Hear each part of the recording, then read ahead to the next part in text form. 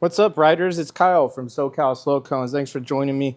Uh, for this video, we're going to go over slow speed clutch control, why it's important, what it means, and how we can apply it to become better riders. All right. So over here, you can look at my great artwork, clutch lever, hand grip for your bike. Okay. We want to think of the clutch like we apply our brakes in a progressive manner, right? We don't just have the clutch pulled all the way in, no power to the rear wheel, and then we just let it all out and apply all the power at once, right? No, we go 0, 5, 10, 15, 20, and then we let it out in a progressive fashion so that we take off smoothly, we don't stall, and we're not falling over. So yeah, we want to apply it progressively. So think of it just the same as you're applying brakes, except the brake lever we're obviously pulling in towards the handlebar. The clutch lever we're letting out to provide that power. Now, the friction zone. The friction zone is a zone, not a friction point. I feel like some people, when they're practicing or they're just starting out riding motorcycles, they tend to think that your friction zone is just one spot in the clutch travel where the clutch engages. So you let it out quick, it engages, you kind of slow down letting it out, and then you just let it out the rest of the way. That's just not the case. It's a zone within your clutch travel, right? And 40 to 60% is kind of just a number that I made up. It's different depending on how you have your clutch set up and where you have it set up to start grabbing and engaging. But what this will illustrate is if all the way in is 0, all the way out is 100, we want to be in that 40 to 60% range when you're riding in a parking lot, when you're working on any kind of cone patterns or handling drills, anything slow speed related. So we want to get really good at manipulating the clutch. 40, 41, 42, 43, 44, 45, 46, 47, 48, 49, 50, up to 60 and back. That is where you're really going to develop mastery over your motorcycle and get comfortable riding in parking lots, doing cone patterns. You're going to develop great dexterity with the clutch, a good feel for it. Your inputs are going to be a lot smoother.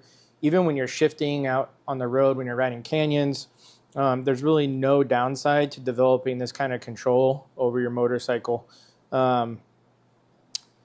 So we want to use this and be really good at manipulating this. One of the first drills that I have people do is start off right here at the 40%, and I have them ride their motorcycle across a parking lot at 1-2 miles an hour, only using the clutch.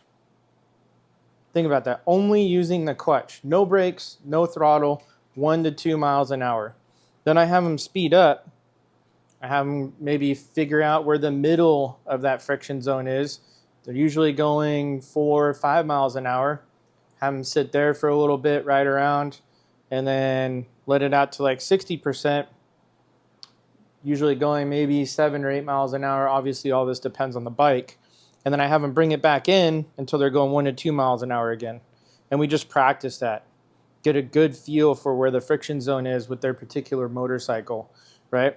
So after 60%, your clutch is pretty much fully engaged. Remember, there's like dead space in the clutch travel here where you can usually pull it in or let it out and nothing changes, right? If you have it at 0, from 0 to 40, you can rev the engine, you can do whatever you want. It's not going anywhere.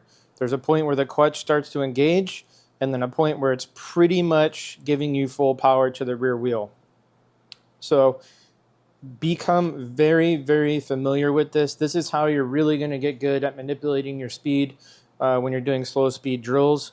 And it's how you're going to really develop mastery over it and prevent yourself from stalling the bike, from falling over when you're turning, all those common things that happen with new riders or even experienced riders when they're out there practicing. But especially if you're a new rider, this is one of the first things.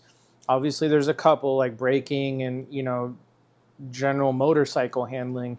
But when you really want to develop your skills, this is one of the first things that I recommend you really work on and really develop a good feel for. This is going to change your riding tremendously. It's going to allow you to turn tighter. It's just going to allow, so many facets of your motorcycling are going to improve the moment that you master your clutch. All right. If you found any value in this, please like, comment, subscribe to my channel. I'm going to be doing a lot more videos. Follow me over on Instagram at SoCal Slow Cones.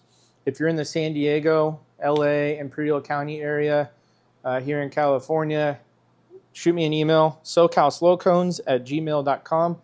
I do one-on-one and group training. I do group practice sessions once a month for folks. It's donation-based. I post all those dates and times and locations and everything over on my Instagram. So please head on over there and give me a follow. Look forward to seeing everybody soon. Until then, ride safe.